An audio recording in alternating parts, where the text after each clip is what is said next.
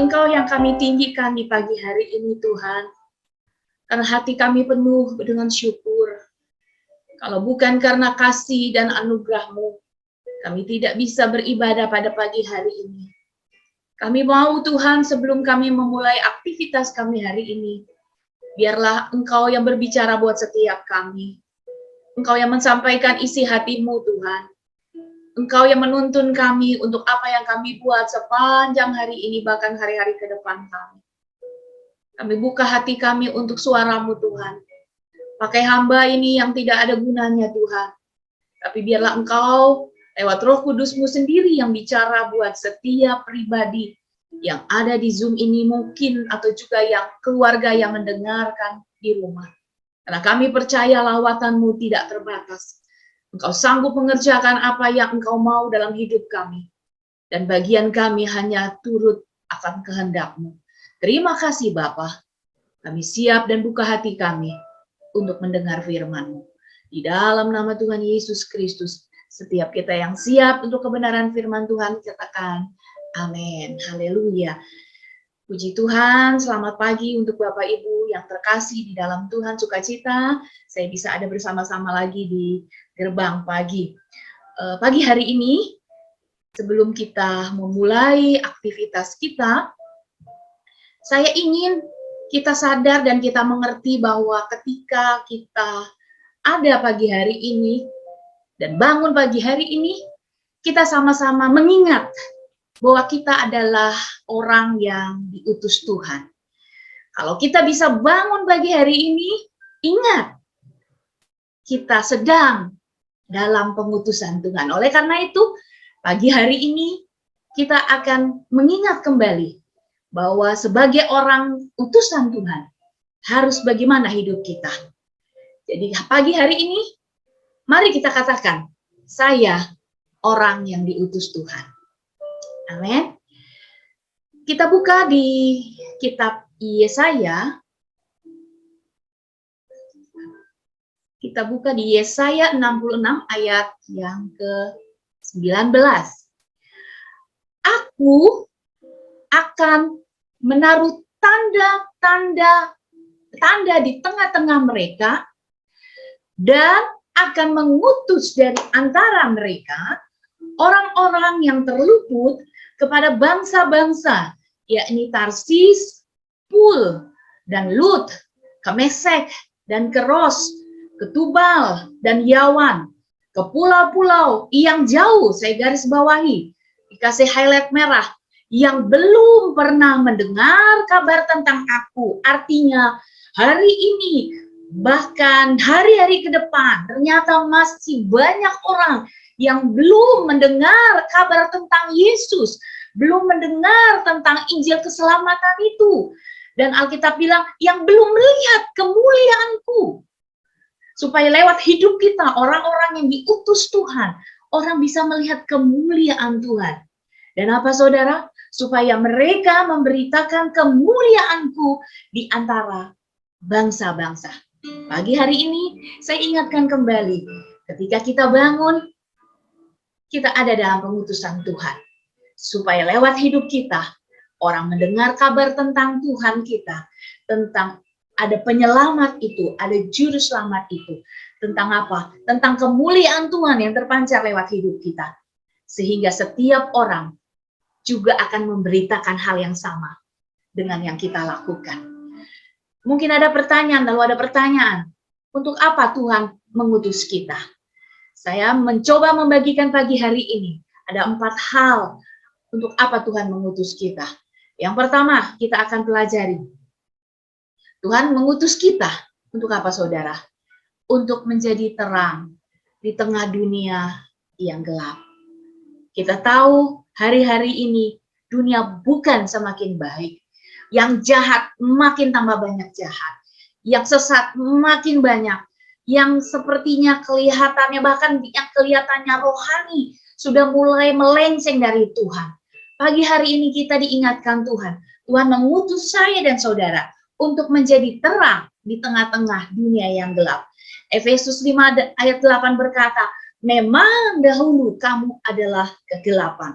Tetapi sekarang Kamu adalah terang. Sama-sama katakan, saya adalah terang. Ayo, sungguh-sungguh saudara, katakan, saya adalah terang di dalam Tuhan. Sebab itu pesan Tuhan pagi hari buat kita. Hiduplah sebagai anak-anak terang. Kalau engkau pebisnis, kalau mungkin engkau ASN, kalau engkau mungkin karyawan, kalau mungkin engkau ibu rumah tangga, kalau mungkin engkau pelajar mahasiswa, kalau mungkin engkau pelayan Tuhan, maka hiduplah sebagai anak-anak terang.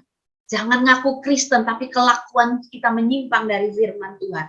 Karena kita sudah ditebus oleh Tuhan. Terang Tuhan itu, terang Tuhan yang bersinar itu sudah ada dalam hidup kita. Itu yang seharusnya ada ketika kita percaya dan mengaku Yesus Kristus sebagai Tuhan kita. Jangan bikin malu nama Tuhan. Tuhan mengutus kita untuk menjadi terang di tengah dunia yang gelap. Berikutnya, Tuhan mengutus kita sebagai apa, saudara? Sebagai domba di tengah serigala. Ini sesuatu yang menakutkan, ini sesuatu yang mengerikan, tapi perintah Tuhan berkata, pergilah, sesungguhnya aku Tuhan, aku Yesus, mengutus kamu seperti anak domba ke tengah serigala. Sebab kita diutus Tuhan ke dunia, ke situasi yang mencekam, yang tidak enak, yang membahayakan, yang menakutkan. Tapi Tuhan mengutus kita, saudara. Saya sangat bersyukur hari-hari ini ketika Tuhan mengutus kita, Tuhan tidak membiarkan kita sendirian. Saya mengucap syukur kepada Tuhan karena Tuhan menaruh visi kepada Bapak Gembala kita. Dalam minggu-minggu ini kita sudah mendengar, bahkan 33 minggu kita akan belajar tentang namanya penginjilan. Itu bentuk Tuhan mengutus kita untuk memperlengkapi kita, maksud saya, di mana Tuhan ingin mengutus kita. Tuhan tidak mengutus kita konyol, Tuhan tapi memperlengkapi kita lewat kebenaran firman-Nya. Oleh karena itu, biarlah selama 33, selama proses penyampaian firman Tuhan 33 ini, itu kita ikuti dengan sungguh-sungguh, kita lakukan dengan kekuatan dari Roh Kudus, supaya kita benar-benar atas jati diri kita sebagai orang yang diutus Tuhan. Lalu mungkin bertanya, bagaimana mungkin kita seorang domba bisa selamat? Dan bagaimana mungkin kita seorang domba bisa bertahan dalam situasi yang mengerikan ini? Alkitab sudah mengingatkan kita pada Matius 10 ayat 16. Lihat, aku mengutus kamu ke tengah, seperti domba ke tengah-tengah serigala. Hidup kita harus seperti ini, saudara. Sebab itu hendaklah kamu cerdik seperti ular. Perhatikan, cerdik seperti ular, tapi bukan menjadi ular. Kita hanya cerdik seperti ular, tapi kelakuan hidup kita, aspek hidup kita, jangan seperti ular. Kita jangan menjadi Kristen yang bodoh, menjadi Kristen yang terlalu polos, lugu, sehingga mungkin kita ditipu orang dengan harapan, ya orang Kristen kan harus begitu. Bukan, saudara. Kita harus penuh hikmat, kita harus menggali potensi yang ada pada kita. Kita harus juga bisa mengikuti pengetahuan yang ada, sehingga kita nggak dibodoh-bodohin. Orang bilang kita cerdik, tapi kita tidak menjadi ular. Kita bukan jadi penipu, kita bukan menjadi orang yang memperalat orang lain, orang yang mempengaruhi orang lain untuk kepentingan kita, bukan kepentingan Tuhan. Dan apa, saudara? Dan tulus seperti merpati. Kita tahu bahwa merpati adalah burung yang tidak mempunyai kantong empedu. Hidup anak-anak Tuhan akan berhasil menjadi domba di tengah-tengah serigala kalau kita memiliki ketulusan, kalau kita memiliki hati yang bersih, hati yang tidak punya kepahitan, hati yang tidak punya dendam, hati yang tidak enggan untuk menjadi alat Tuhan. Maka kita akan menjadi domba, bukan serigala berburu domba, tapi kita benar-benar domba anak Allah yang sudah mengajarkan kita. Kemudian bagaimana mungkin kita bisa tetap aman sebagai domba di tengah-tengah serigala? Percaya, saudara, Tuhan sudah sampaikan firman-Nya. Serigala akan tinggal bersama domba. Perhatikan, serigala akan tinggal bersama domba, dan macan tutul akan berbaring di samping kambing. Anak lembu dan anak singa akan makan rumput bersama-sama. Ini kuncinya. Dan seorang anak kecil akan menggiring dia. Kita akan menjadi tenang, kita akan bisa menjadi domba di tengah-tengah serigala, kalau kita melekat dengan gembala kita, kalau kita mendengar-dengaran akan suara gembala kita. Alkitab bilang domba mendengar, domba kenal suara gembalanya. Kalau kita nempel sama gembala kita, maka itu yang bisa membuat kita tetap menjadi domba. Meskipun lingkungan kita banyak serigala, meskipun lingkungan kita sangat jahat, meskipun lingkungan kita sangat mencekam. Jadi tidak ada alasan mungkin bagi Anda yang bekerja di, saya selalu sampaikan buat tim propetik yang bekerja di sekular, engkau boleh bekerja mungkin di lingkungan kerjamu itu sangat penuh dengan maksiat dan kejahatan, tapi engkau akan tetap menjadi domba kalau engkau tetap berpegang teguh kepada firman Tuhan, engkau tetap mengharap kepada Tuhan, engkau tetap menjaga hidupmu bersama dengan Tuhan. Amin, saudara-saudara. Tuhan mengutus kita dengan apa, saudara? Selanjutnya, Tuhan mengutus kita dengan kuasa di antara dunia yang dikuasai oleh setan. Tuhan sudah memberikan kita kuasa, saudara.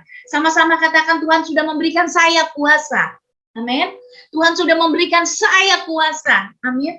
Kita lihat dunia hari ini, saya bilang tadi bahwa dunia tidak menjadi baik, tidak semakin menyenangkan, tidak semakin memberi pengharapan buat kita, nggak ada, saudara.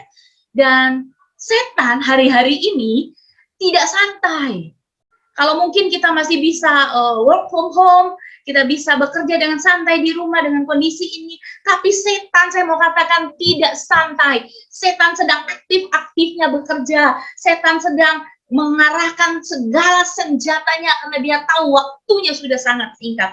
Dan sasaran setan bukan orang yang menyerahkan diri untuk menjadi pengikutnya. Sasaran setan bukan orang-orang yang sudah hidup tidak berkenan kepada Tuhan. Setan mengarahkan senjatanya kepada siapa? Kepada anak-anak Tuhan, kepada pelayan-pelayan Tuhan, kepada orang yang diutus oleh Tuhan, kepada keluarga. Karena Tuhan tidak senang, setan tidak senang ketika kita berkata keluargaku adalah surgaku. Maka tidak heran hari-hari ini banyak saudara keluarga-keluarga yang mengalami krisis. Banyak saudara, kita tahu bahwa banyak terjadi perceraian. Perceraian itu dianggap menjadi sesuatu yang wajar.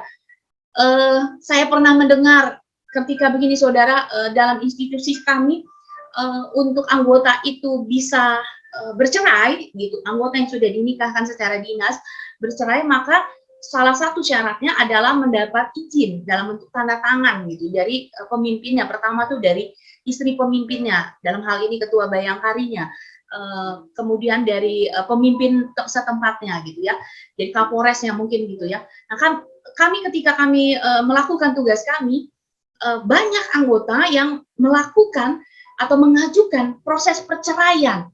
Dan mengerikan buat saya melihat itu. Dan bukan hanya orang yang tidak percaya, bahkan orang yang tidak percaya sekalipun melakukan itu, mengajukan itu. Mengerikan, saudara, luar biasa mengerikan buat saya pribadi. Dan apa yang itu menimbulkan kegentaran di hati kami, sampai suami saya memutuskan bahwa selama kami menjabat, selama kami menjadi pemimpin dalam satu tempat, maka tidak akan pernah kami mau menandatangani izin perceraian. Itu suami saya sampaikan dan juga sampaikan kepada saya bahwa jangan pernah kita menandatangani izin untuk anggota kita bercerai, karena Alkitab sudah jelas berkata pegangan kita adalah firman Tuhan. Apa yang sudah dipersatukan Tuhan tidak boleh diceraikan oleh manusia. Siapa kita? Kita manusia. Siapa kami? Kami manusia. Kami tidak boleh menceraikan apa yang sudah dipersatukan Tuhan. Kami bukan maut, kami bukan Tuhan. Dan itu yang kami sampaikan kepada anggota kami. Ada yang protes, saudara. Itu kan agamanya ibu yang pegang, atau agamanya bapak. Kami berhak bahagia. Kami tidak pegang iman dari bapak dan ibu. Kami cuma berkata, Tuhan menempatkan kami sebagai pemimpin, saudara. Dan pegangan kami hanyalah firman Tuhan. Saudara suka atau tidak? Kalau memang mau, ya silakan. Lakukan apa yang saudara mau. Ada yang pindah, saudara. Ada yang, ya memang ada yang bertahan. Tapi apa? Seperti ini, saudara. Mungkin ini juga terjadi pada keluarga-keluarga Kristen karena dia tahu firman, nggak mungkin bercerai. Lalu apa yang terjadi? Selingkuh. Selingkuh menjadi sesuatu yang dianggap sesuatu yang biasa. Ya, dulu kalau kita dengar yang selingkuh laki-laki, tapi hari-hari ini juga banyak yang perempuan, banyak yang istri-istri selingkuh dengan biarlah katanya rumah tangga saya nggak bahagia, tapi demi anak-anak, demi keutuhan keluarga, nggak apa-apalah saya mengizinkan dia bisa melakukannya, saya bisa melakukannya. Mengerikan, saudara. Hari ini kita sebagai orang yang diutus Tuhan dengan kuasa, kita harus banyak berdoa. Mungkin ada di sekitar saudara hal-hal seperti ini, beri nasihat, beri mereka kebenaran firman Tuhan untuk hidup sesuai dengan kebenaran firman Tuhan. Apalagi mungkin contoh lain yang di antara banyak hal-hal yang sudah dikuasai oleh iblis di dunia ini, tapi kita sebagai orang yang diutus Tuhan, sudah Tuhan beri kuasa. Mungkin dalam kondisi yang tidak menentu, perusahaan bangkrut, usaha mulai menurun dan omset, sehingga kita bilang, apa benar janji Tuhan masih ada? Apa benar masa depan penuh harapan itu tetap ada? Lalu kita mencari pertanyaan atau mencari jawaban, maksud saya, dari lewat ramalan-ramalan, lewat horoskop, bahkan mungkin ya nggak apa-apalah sekedar melihat-melihat, ada bahasa-bahasa yang seperti itu. Itu yang harus kita putuskan, harus yang kita hancurkan, karena ada kuasa dalam hidup kita. Bukankah Tuhan sendiri yang sudah mengutus 12 orang muridnya, berkata ia memanggil ke-12 muridnya itu dan mengutus mereka berdua-dua. Ia memberikan mereka kuasa atas roh jahat. Ingat saudara, jangan kita kompromi dengan dosa. Sebagai orang yang diutus Tuhan, biarlah dalam perkataan kita, dalam perbuatan kita, ketika kita mengetahui ada hal-hal yang seperti ini, atau mungkin kejadian-kejadian yang lain yang bertentangan dengan firman, pakai kuasa Tuhan itu. Dan dalam Lukas 9 ayat 1 berkata, Yesus memanggil ke-12 muridnya, lalu memberikan, perhatikan, tenaga dan kuasa. Nggak ada yang lemah di antara kita. Kita seperti mempunyai, kita mempunyai kekuatan laksana burung Raja Wali yang terbang tinggi. Karena kekuatan itu datangnya bukan dari kita, tapi dari Tuhan, sumber segala kekuatan. Dan kuasa, lalu memberikan tenaga dan kuasa kepada mereka untuk menguasai apa saudara, setan-setan, dan untuk menyembuhkan penyakit. Dan kita juga sering mendengar di Yakobus 4 ayat 7 berkata, lawanlah iblis, maka ia akan lari daripadamu. Kita memotong ayat itu seperti itu, saudara. Tapi kita lupa bagaimana mungkin iblis bisa kalah, bagaimana mungkin iblis bisa tunduk, lari daripada kita. Kalau kita tidak tunduk kepada Allah. Kuncinya adalah tunduk kepada Allah dan lawanlah iblis, maka ia akan lari daripadamu. Yang pertama tadi, Tuhan mengutus kita untuk menjadi terang di dunia yang gelap. Yang kedua, Tuhan mengutus kita sebagai domba ke tengah-tengah serigala. Situasi mungkin mengerikan, mencekam, tapi kita tetap harus menjadi domba. Yang ketiga, Tuhan mengutus kita dengan kuasa di dalam dunia yang dikuasai oleh setan. Yang keempat, yang terakhir, Tuhan mengutus kita apa? Dengan mujizat, saudara. Dengan mujizat di tengah dunia yang penuh dengan penderitaan. Saudara, kita lihat banyak penderitaan hari-hari ini. Bukan saja akibat bencana alam, tapi di real di sekitar kita banyak orang-orang miskin. Alkitab ingatkan kita bahwa banyak orang miskin di sekitarmu. Dan Tuhan bilang juga bukan orang yang berseru kepada Tuhan yang akan masuk dalam kerajaan Tuhan. Tapi ketika kita memperhatikan orang-orang yang hina, kita melakukan sesuatu untuk orang-orang yang terbuang, yang mungkin tersesat, Tuhan bilang, engkau sedang melayani aku. Tuhan memberikan kita mujizat, melakukan kuasa untuk melakukan mujizat yang di mana dunia ini penuh dengan penderitaan. 1 Korintus 12 ayat 10 berkata, kepada yang seorang roh guru besar memberikan kuasa untuk mengadakan mujizat. Terima ini di dalam nama Yesus. Terima ini dengan iman bahwa ada kuasa untuk melakukan mujizat yang Tuhan berikan buat kita.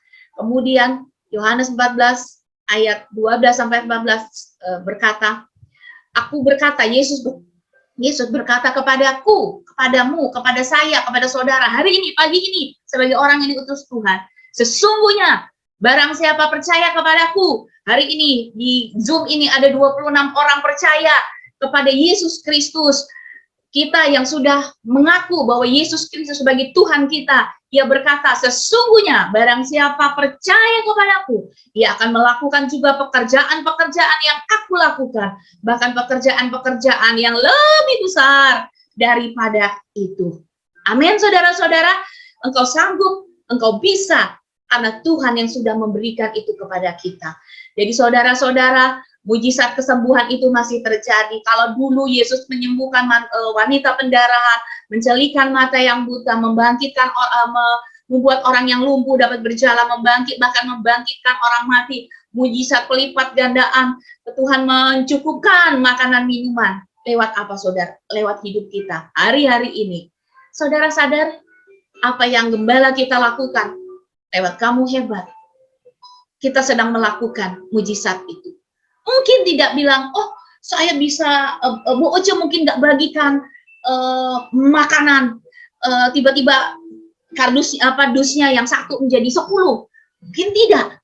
Tapi tahukah saudara-saudara sudah melakukan mujizat itu? Banyak orang kelaparan, banyak orang yang hari ini mungkin tidak tahu mau makan apa. Tetapi ketika anak-anak Tuhan, ketika hamba-hamba Tuhan, ketika orang yang percaya Tuhan yang diutus Tuhan datang membagikan makanan itu mujizat bagi orang yang saat itu membutuhkan. Banyak orang yang kekurangan, banyak orang yang membutuhkan pengobatan.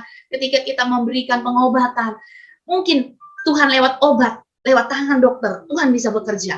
Tapi juga ada mujizat kesembuhan yang benar-benar lewat doa kita terjadi pada saat itu. Kalau saudara lihat khotbah Pak Gembala hari Minggu yang lalu, beliau sampai meneteskan air mata dengan kasihnya. Karena banyak orang yang sudah mulai ragu, mulai mencemooh ketika kita berdoa untuk mujizat kesembuhan. Saudara, bagian kita hanya berdoa dan meminta kepada Tuhan. Karena Tuhan berkata, mintalah. Kalau saudara baca nanti di Yohanes ini, kalau engkau meminta kepada Bapa, maka aku memberikan kepadamu apa yang engkau minta itu. Banyak orang hari-hari ini takut berdoa, termasuk saya dulunya, saudara. Ketika orang minta saya untuk berdoa ketika sakit, dan banyak kali, bahkan sering kali ketika saya tanya Tuhan apa yang saya harus doakan, Tuhan bilang doakan dia dan katakan dia akan pulang lewat sakitnya itu. Itu sesuatu yang tidak nyaman, saudara. Itu sesuatu yang menakutkan. Bukankah kita akan senang kalau kita berdoa ada kesembuhan? Kalau kita berdoa ada orang menjadi sembuh karena doa kita. Tapi sering kali Tuhan tidak juga bekerja seperti itu. Tuhan hanya mau kita doakan dan biarkan Tuhan bekerja menurut kehendaknya. Tuhan sanggup membangkitkan, Tuhan sanggup menyembuhkan, bahkan dari yang sesuatu yang divonis mati oleh dokter, oleh medis, Tuhan sanggup melakukan. Tapi juga Tuhan sanggup memanggil orang itu, karena itu yang Tuhan kehendakkan. Bagian kita hanya melakukannya dengan iman yang penuh kepada Tuhan dan percaya, biar kehendak Bapa yang terjadi, bukan kehendak kita. Amin, saudara. 4 hal tadi yang bisa saya bagikan. Kita harus ingat sebagai orang yang diutus Tuhan. Kita diminta hidup sebagai terang. Kita diingatkan bahwa kita ini domba yang dibawa Tuhan ke tengah-tengah serigala. Tetapi Tuhan juga ingatkan kita sebagai orang yang diutus Tuhan. Kita diberi kuasa untuk mengalahkan kuasa-kuasa kegelapan, kuasa-kuasa iblis di muka bumi ini. Dan yang terakhir, kita juga diberi kuasa dengan mujizat di mana dunia ini penuh dengan penderitaan, biar kehadiran kita orang yang diutus Tuhan, membawa damai, membawa sukacita dimanapun kita berada. Dan setelah kita dengar bahwa Tuhan mengutus kita, saya berdoa, saya berharap hari ini, pagi hari ini, sebelum kita memulai aktivitas kita, biarlah inilah yang menjadi komitmen kita, menjadi jawaban kita atas pengutusan Tuhan itu. Yesaya 6 ayat 8 berkata, lalu aku mendengar suara Tuhan berkata, hari ini, pagi hari ini, saudara mendengar suara Tuhan. Tuhan mengetuk hati saudara. Ketika Tuhan berkata, siapakah yang akan kuutus? Dan siapakah yang mau pergi untuk aku? Buat tangan kananmu di dada. Dan berkata, maka sahutku, ini aku, utuslah aku. Biarlah ini menjadi pengakuan kita, dimanapun saudara berada. Ini jawaban kita. Ketika pagi hari ini kita mendengar suara Tuhan yang mengutus kita. Jangan takut, jangan gentar, sebab Dia Allah Immanuel, Allah yang menyertai kita. Haleluya.